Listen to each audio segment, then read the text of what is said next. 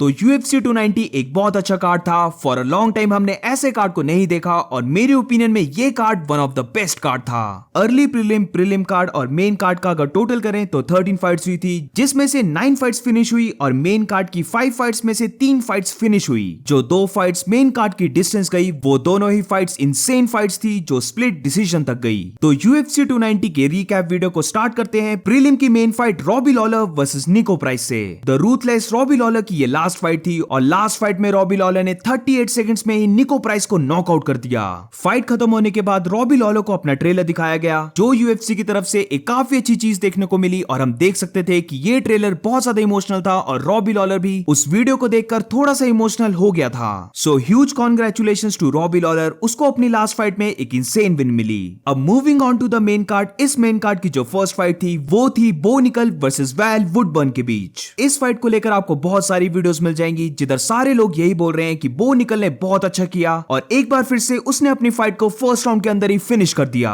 अब ये चीज बिल्कुल सही चीज है क्योंकि बो निकल बहुत जल्दी राइज कर रहा है और अब उसने अपनी स्ट्राइकिंग को भी डिस्प्ले किया कि वो अपनी स्ट्राइकिंग से भी ओपोनेंट को बीट कर सकता है। बट इसी के साथ मैं एक चीज पॉइंट आउट करना चाहता हूं कि फाइट की स्टार्टिंग से ही हम देख सकते थे कि वुडबर्न बहुत ही ज्यादा कंसर्न था कि बो निकल उस पर रेसलिंग करेगा, इसीलिए समवट वुडबर्न का फाइटिंग स्टाइल एक काफी ज्यादा डिफेंसिव स्टाइल था जिसकी वजह से बो निकल उसे नॉकआउट कर पाया। बट इसी के साथ हमें बो निकल को बहुत ज्यादा अप्रिशिएट करने की जरूरत है क्योंकि बो निकल बहुत ही ज्यादा बॉडी फेंट कर रहा था, जिसकी वजह से वुडबर्न को यह पता नहीं चल रहा था कि बो निकल क्या थ्रो करने वाला है। ओवरऑल ये बो निकल की बहुत ही अच्छी विन थी क्योंकि जिस ओपोनेंट के साथ वो फाइट कर रहा था वो ओपोनेंट अपनी ऑर्गेनाइजेशन में एक चैंपियन था और वो 7-0 अनडिफीटेड था। और अब बात करते हैं नेक्स्ट फाइट के बारे में जिधर ये फाइट हुई जेलिन टर्नर वर्सेस डैन हुकर के बीच। अगर ब्रैंडन मोरेनो और एलेजेंडर पेंटोचा की फाइट नहीं होती तो डेफिनेटली ये फाइट ऑफ द नाइट और फाइट ऑफ द मंथ होती। क्या ये डैन हुकर का 2.0 वर्जन है? क्योंकि डस्टिन पोरिये के फाइट के बाद हमने डैन हुकर की फाइट्स में देखा था कि वो ज्यादा पंचेस को नहीं ले पा रहा था, उसकी बॉडी भी ब्रेक डाउन हो जा रही थी, बट इस फाइट में उसने जेलिन टर्नर की क्लीन हेड की खाई है बट स्टिल वो खड़ा रहा और फाइट करता रहा। मैं ये चीज डिनाई नहीं करूंगा कि मैंने जेलिन टर्नर को पिक किया था इस फाइट को जीतने के लिए, और जब मैंने जेलिन टर्नर का वेन्स देखा कि जेलिन टर्नर ने 2 पाउंड्स का वेट मिस किया है और अब उसके पास काफी ज्यादा वेट एडवांटेज भी रहने वाली है, तो मैं इस चीज को लेकर 100% कंफर्म था कि इस फाइट को जेलिन टर्नर ही जीतने वाला है। राउंड 1 में जेलिन टर्नर ने काफी अच्छी फाइट की, वो अपनी रीच की एडवांटेज ले रहा था और जब भी डैन हुकर डिस्टेंस को क्लोज करने की ट्राई कर रहा था तो जेलिन टर्नर उसे हुक से काउंटर कर दे रहा था। वो बॉडी किक्स भी काफी अच्छी थ्रो कर रहा था, बट जैसे जैसे ये फाइट आगे बढ़ती रही हम देख सकते थे कि डैन हुकर का ब्रॉलिंग स्टाइल जेलिन टर्नर पर इफेक्ट डाल रहा था और अब जेलिन टर्नर डैन हुकर के इस ब्रॉलिंग स्टाइल को ज्यादा अवॉइड नहीं कर पा रहा था। जब भी जेलिन टर्नर डैन हुकर के साथ ब्रॉल या फिर फोन बूथ बॉक्सिंग कर रहा था हमेशा उन एक्सचेंजेस में डैन हुकर टॉप पोजीशन ले रहा था। मेरे ओपिनियन में राउंड 2 भी जेलिन टर्नर जीत रहा था, बट लास्ट सेकंड्स में जो डैन हुकर ने रियर नेकेड चोक लगाया उसकी वजह से डैन हुकर उस राउंड को जीत गया। वैसे भी अगर हम देखें तो वो रियर नेकेड चोक इतना ज्यादा क्लोज था कि अगर राउंड में 10 सेकंड्स भी और होते तो जेलिन टर्नर को टैप आउट करना पड़ता या फिर वो अनकॉन्शियस चोक आउट हो जाता। मेरे लिए डैन हुकर की रिस्पेक्ट और ज्यादा इंक्रीज हो गई है क्योंकि according to Dana White Dan Hooker ने राउंड 2 में ही अपने रिस्ट को ब्रेक कर दिया था। फाइट के एंड में भी हम देख सकते थे कि जब स्कोर कार्ड अनाउंस हो रहे थे तो डैन हुकर ने रेफरी को बोला कि वो उसके हैंड को लाइटली पकड़े। तो overall blonde hair Dan Hooker के लिए ये बहुत बड़ी विन थी। और रही बात जेलिन टर्नर की, तो जेलिन टर्नर को अपना कार्डियो बहुत ज्यादा इंक्रीज करने की जरूरत है। 1-2 ब्रॉल एक्सचेंजेस के बाद ही हम देख सकते थे कि जेलिन टर्नर की एनर्जी बहुत ही जल्दी डिप डाउन हो गई, जिसकी वजह से उसके पंचेस रेकलेस हो गए और वो सारी चीजें टेलीग्राफ करने लगा। ऑल्सो मेरी ओपिनियन में जेलिन टर्नर इस वेट क्लास के लिए बहुत ही बड़ा है, जिसकी वजह से उसे काफी ज्यादा प्रॉब्लम आती होगी वेट को कट करने के लिए। इसीलिए मेरी ओपिनियन में जेलिन टर्नर को चाहिए कि वो वेट क्लासेस को चेंज करके 170 पाउंड्स वेल्टरवेट डिवीजन में फाइट करे। और अब बात करते हैं नेक्स्ट फाइट के बारे में जो मिडिलवेट डिवीजन की फाइट थी between Robert Whittaker and Dricus du Plessis. Oh my god, what a shocking upset. अब सच बताना कि किसने सोचा था कि ड्रिकस डु प्लेसी इस फाइट को जीतने वाला है। मेरी ओपिनियन में 90% ऑफ द पीपल ने ये कभी नहीं इमेजिन किया होगा कि ड्रिकस डु प्लेसी इस वे से रॉबर्ट विटेकर को डोमिनेट करके जीतने वाला है। मैंने अपनी प्रेडिक्शन वीडियो में यह कहा था कि ड्रिकस डु प्लेसी इस फाइट को सिर्फ नॉकआउट से ही जीत सकता है, बट ड्रिकस डु प्लेसी इतने अच्छे तरीके से फाइट करेगा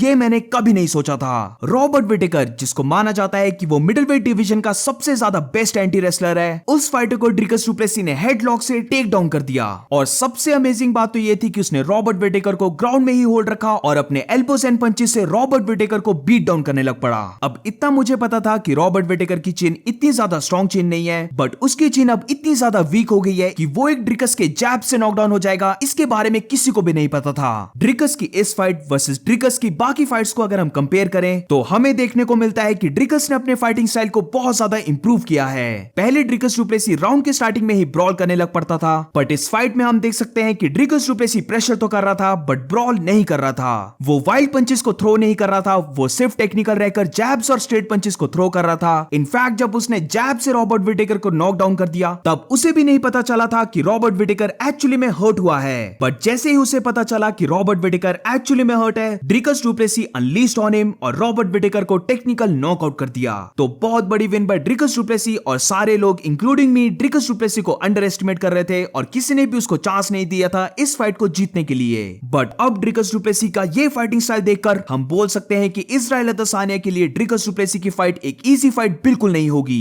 फाइट के बाद जब इजराइल अदेसानिया और ड्रिकस डुप्लेसी ने फेस ऑफ किया तो अदेसानिया की तरफ से वो बिल्कुल भी क्लासी नहीं था। अदेसानिया ने एन वर्ड की बौछार कर दी और मुझे तो ऐसा लग रहा था कि अदेसानिया चाहता था कि ड्रिकस डुप्लेसी भी एन वर्ड बोल ही दे, बट ड्रिकस डुप्लेसी ने अपने कंपोजर को होल्ड किया और थोड़े टाइम बाद ड्रिकस डुप्लेसी ने उस प्लेस से मूव आउट किया, जो मेरे ओपिनियन में बहुत सही डिसीजन था। और अब बात करते हैं UFC 290 की को मेन इवेंट फाइट, जो इस पूरे कार्ड की बेस्ट फाइट थी और ये फाइट थी ब्रैंडन मोरेनो वर्सेस एलेजेंड्रे पेंटोजा के बीच। इस फाइट से एलेजेंड्रे पेंटोजा ने प्रूव कर दिया कि बेशक ब्रैंडन मोरेनो के स्किल्स बहुत ज्यादा इंप्रूव हुए हैं, बट स्टिल ब्रैंडन मोरेनो के ओवरऑल स्किल्स उसके स्किल से एक लेवल नीचे हैं। अब इस फाइट के बारे में जो मैंने वीडियो डाली थी उसके कमेंट सेक्शन में भी और ऐसे भी इन जनरल मैंने बहुत ज्यादा कमेंट्स पढ़े हैं कि लोग बोल रहे हैं कि ये रॉबरी है और ब्रैंडन मोरेनो को इस फाइट को जीतना चाहिए था। बट इस फाइट को 2-3 बार देखने के बाद मैं ये बोल सकता हूं कि 100% एलेजेंड्रे पेंटोजा 3 राउंड जीता है। यहां तक कि एक और राउंड बहुत ज्यादा क्लोज था जिसको हम एलेजेंड्रे पेंटोजा को भी दे सकते हैं और ब्रैंडन मोरेनो को भी दे सकते हैं। तो 3 राउंड्स तो एलेजेंड्रे पेंटोजा डेफिनेटली जीता, whereas Brandon Moreno 1 round confirm जीता और जो रिमेनिंग 1 राउंड है वो 50-50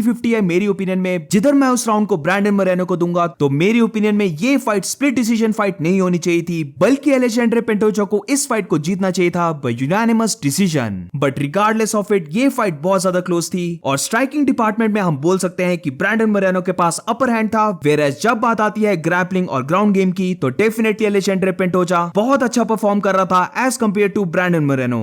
इन फाइटर्स के बीच अब 3 फाइट्स हो चुकी हैं और उन तीनों ही फाइट्स को एलेजेंड्रे पेंटोजा ने जीता है। बट नोटिस करने वाली बात यह है कि इन तीनों ही फाइट्स में हम देख सकते हैं कि ब्रैंडन मोरेनो ने बहुत ही ज्यादा इंप्रूवमेंट की है। द अल्टीमेट फाइटर में ब्रैंडन मोरेनो सबमिट हुआ था। 2018 में जो UFC फाइट हुई थी उधर ब्रैंडन मोरेनो यूनानिमस वे से हारा था, बट इस फाइट में ब्रैंडन मोरेनो ने बहुत ही ज्यादा क्लोज फाइट की और वो इस फाइट को हारा बाय स्प्लिट डिसीजन। स्टार्टिंग में नॉकडाउन होने के बाद ब्रैंडन मोरेनो ने बहुत ही अच्छा कमबैक किया। उसने एलेजेंड्रे पेंटोजा के टेकडाउन्स को डिफेंड किया और स्टार्टिंग ऑफ द राउंड्स में अगर एलेजेंड्रे पेंटोजा उसे ग्राउंड में भी लेके जा रहा था तो ब्रैंडन मोरेनो स्क्रैम्बल करके वापस अपनी फीट में खड़ा हो जा रहा था या फिर रिवर्सल करके ब्रैंडन मोरेनो को टॉप पोजीशन मिल रही थी और एलेजेंड्रे पेंटोजा बॉटम पोजीशन में आ जा रहा था। बट अल्टीमेटली जैसे जैसे ये फाइट आगे बढ़ती रही, एलेजेंड्रे पेंटोजा के टेकडाउन्स और ज्यादा स्ट्रॉन्ग होते गए और 5th राउंड के लास्ट 2 मिनट्स में हम देख सकते हैं कि ब्रैंडन मोरेनो कुछ भी नहीं कर पाया और एलेजेंड्रे पेंटोजा ने उसकी बैक को नहीं छोड़ा। इस फाइट में दोनों फाइटर्स की चेन बहुत ही ज्यादा स्ट्रॉन्ग थी, बट लास्ट वीडियो की तरह मैं यहां पर भी बोलना चाहूंगा कि मैं लिटरली शॉक था कि एलेजेंड्रे पेंटोजा इतनी ज्यादा बीटिंग लेने के बाद भी नॉकडाउन कैसे नहीं हुआ।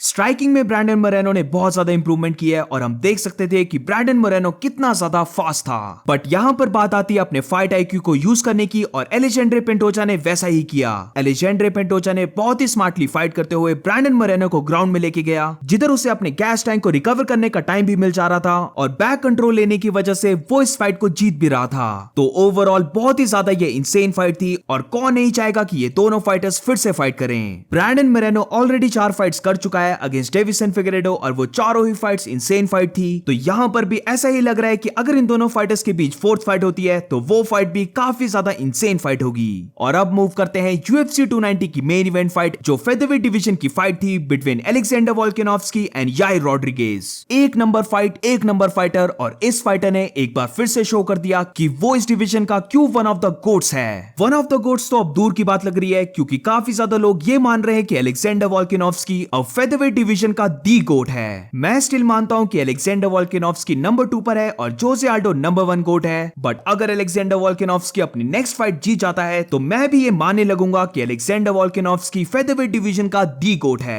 और काफी ज्यादा चांसेस हैं कि वो अपनी नेक्स्ट फाइट जीत भी जाए, क्योंकि जिस वजह से अलेक्जेंडर फाइट कर रहा है और अब अलेक्जेंडर की रेसलिंग देखकर भी ये लगने लगा है कि कुछ टाइम तक तो इस फाइटर को हराना बहुत ही ज्यादा मुश्किल है। मैंने इस फाइट को 2 बार देखा है एंड ओ भाई, अलेक्जेंडर वोल्कानोव्स्की ने इतनी ज्यादा मूवमेंट की है फर्स्ट और सेकंड राउंड में कि याइर रॉड्रिगेज अपनी टाइमिंग ही नहीं बिठा पा रहा था कि वो अपने पंचेस और किक्स को थ्रो कैसे करे। गौर से देखने के बाद हमें यह पता चलता है कि जब भी याइर रॉड्रिगेज अपने पंचेस या फिर किक्स को सेटअप करने की ट्राई कर रहा था तो अलेक्जेंडर वोल्कानोव्स्की एकदम से अपने स्टांस को स्विच कर ले रहा था, जिसकी वजह से याइर रॉड्रिगेज को फिर से रीसेट होना पड़ रहा था। इसी के साथ अलेक्जेंडर की रेसलिंग को कौन भूल सकता है। अगर कोई एक नॉन यूएफसी फैन इस फाइट को देखे तो वो डेफिनेटली बोलेगा कि अलेक्जेंडर वोल्कानोव्स्की एक रेसलर है। अलेक्जेंडर की हाइट अपने डिवीजन के अकॉर्डिंग जरूर शॉर्ट है बट उसके आर्म्स बहुत ही ज्यादा बड़े हैं। Alexander is actually built different. इस फाइट में याइर रॉड्रिगेज के पास 5 to 6 इंचेस की हाइट एडवांटेज थी, बट स्टिल अगर हम इनकी रीच की बात करें तो अलेक्जेंडर वोल्कानोव्स्की के पास हाफ इंच की रीच एडवांटेज थी और इन लंबे आर्म्स की वजह से ही जब याइर रॉड्रिगेज ने ट्राई किया अलेक्जेंडर वोल्कानोव्स्की पर बॉडी किक को थ्रो करना तो अलेक्जेंडर वोल्कानोव्स्की ने एक ब्यूटीफुल टाइमिंग के साथ राइट हुक को थ्रो किया जो परफेक्टली लैंड हुआ याइर रॉड्रिगेज पर और याइर रॉड्रिगेज को शॉक कर दिया। याइर रॉड्रिगेज को हर्ट देखने के बाद भी अलेक्जेंडर वोल्कानोव्स्की का ऐसा नहीं था कि वो वाइल्ड पंचेस को थ्रो करने लगा, बल्कि अलेक्जेंडर ने ओपनिंग्स देखी और याइर रॉड्रिगेज के गार्ड में पंचेस को थ्रो करने की जगह अलेक्जेंडर वोल्कानोव्स्की ने उसके बॉडी को टारगेट किया और थोड़ी ही देर बाद उसे लिफ्ट करके बॉडी स्लैम किया ताकि वो याइर रॉड्रिगेज को बीट डाउन कर सके और याइर रॉड्रिगेज कहीं पर भी बच के ना जा पाए। तो overall dominate win by Alexander. But एक चीज जो मैं पॉइंट आउट करना चाहता हूं जिसके लिए मे भी मुझे हेट मिले, बट फाइट को फिर से देखने के बाद मैं ये बोल सकता हूं कि Alexander Volkanovski still head kicks को अच्छे से ब्लॉक नहीं करता है। अलेक्जेंडर की मूवमेंट बहुत अच्छी है जिसकी वजह से उसे हेड किक्स नहीं पड़ती हैं, बट जब बात आती है हेड किक्स को ब्लॉक करने की तो स्टिल अलेक्जेंडर एक ही आर्म से हेड किक्स को ब्लॉक करता है जो काफी ज्यादा डेंजरस होता है, क्योंकि चार्ल्स ओलिवेरा वर्सेस बेनिल दारुश की फाइट में भी हमने देखा था कि हेड किक्स को सिंगल आर्म से ब्लॉक करने के बाद भी अगर हेड किक में पावर हुई तो उस हेड किक का इंपैक्ट स्टिल कैरी ऑन हो जाता है। आई थिंक इस फाइट में 2 बार ऐसा हुआ जिधर अलेक्जेंडर वोल्कानोव्स्की अच्छे से हेड किक को ब्लॉक नहीं कर पाया और जो पार्शली लैंड हुई, बट क्योंकि अलेक्जेंडर की मूवमेंट बहुत अच्छी है इसीलिए वो हेड किक्स में ज्यादा पावर नहीं थी। तो मेरे ओपिनियन में तो सिर्फ अलेक्जेंडर की यही छोटी सी वीकनेस है, उसके अलावा तो कोई वीकनेस नहीं दिखती है अलेक्जेंडर के फाइटिंग स्टाइल में। और अगर अलेक्जेंडर ऐसे ही फाइट करता रहा तो उसे गोट बनने से कोई नहीं रोक सकता। अलेक्जेंडर ने कहा था कि उसे हैंड सर्जरी करवाने की जरूरत है जो एक माइनर से सर्जरी है, इसीलिए मेरे ओपिनियन में अलेक्जेंडर की नेक्स्ट फाइट जो बनती हुई दिख रही है वो है इलिया टोपुरिया के अगेंस्ट। सो इसी के साथ इस वीडियो का एंड करते हैं और जिसको ये वीडियो पसंद आई please make sure to like and subscribe. मिलते हैं नेक्स्ट वीडियो में।